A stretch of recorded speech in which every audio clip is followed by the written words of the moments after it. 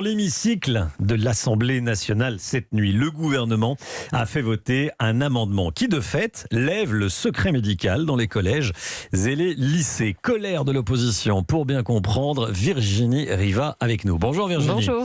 Alors Virginie, qu'est-ce qu'il y a dans cet amendement? Expliquez-nous. Alors déjà, Romain rappelait que c'est un amendement que le gouvernement avait déjà voulu déposer cet été, mais qui n'avait pas été adopté. On verra s'il le sera cette fois-ci lors de la deuxième lecture.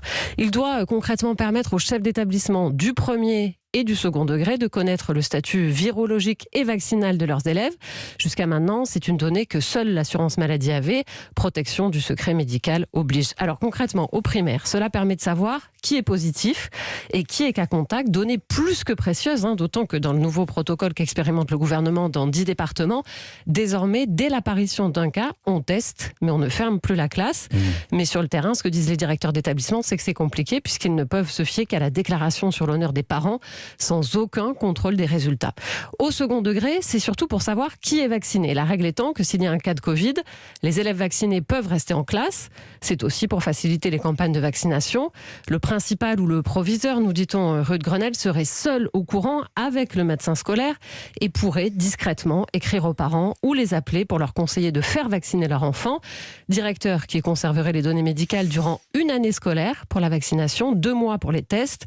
Pour le syndicat des directeurs d'établissement, le SNPDEN, ce n'était pas une demande et ça risque de mettre les personnels dans des situations délicates vis-à-vis des familles. Merci beaucoup Virginie. Alors c'est vrai que le gouvernement se défend, dit que c'est une mesure de bon sens. Effectivement, mais c'est une levée du secret médical. On est en direct avec la présidente de la FCPE. Bonjour, les parents d'élèves de la FCPE, Najat Bellassem. Bonjour Najat Bellassem. Bonjour. Vous êtes contre cet amendement. Expliquez-nous ce qui vous gêne exactement.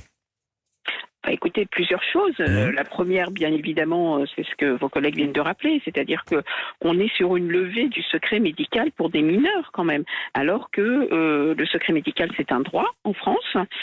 Aujourd'hui, sous prétexte de la pandémie, on retire ce droit fondamental aux élèves et aux familles. Donc ça c'est le premier point qui pour nous est essentiel. On ne peut pas se permettre aujourd'hui sous prétexte de pandémie de lever le secret médical et de stigmatiser une partie des enfants. Et le deuxième point c'est celui-ci, c'est justement la stigmatisation de ces élèves qui n'ont pas été vaccinés par choix de leurs parents. Aujourd'hui, il faut rappeler que le vaccin de la Covid-19 n'est pas un vaccin obligatoire, donc ce n'est pas une obligation. Et il y a 11 vaccins qui sont obligatoires, mais la Covid-19 n'en fait pas partie.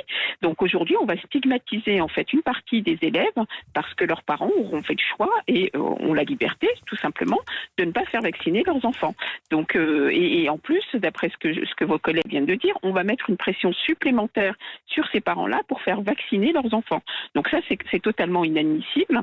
En tout cas, ce ne sont pas des méthodes gouvernementales à faire. Et le troisième point qui nous paraît essentiel et qui est apparu d'ailleurs ces derniers jours, c'est une espèce de défiance de la part des parents, du gouvernement vis-à-vis des parents, puisqu'on a eu une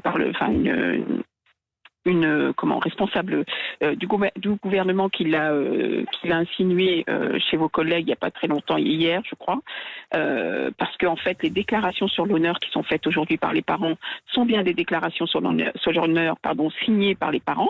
Aujourd'hui on fait passer ces parents-là pour des menteurs et ça n'est pas entendable, ça n'est pas admissible et aujourd'hui il n'est pas question de demander le statut vaccinal ou la situation virologique des élèves sous couvert qu'ils vont aller à l'école et que on ne peut pas le faire autrement en termes organisationnels au niveau des établissements scolaires. Et d'ailleurs, le responsable SNPDEN a tout à fait raison.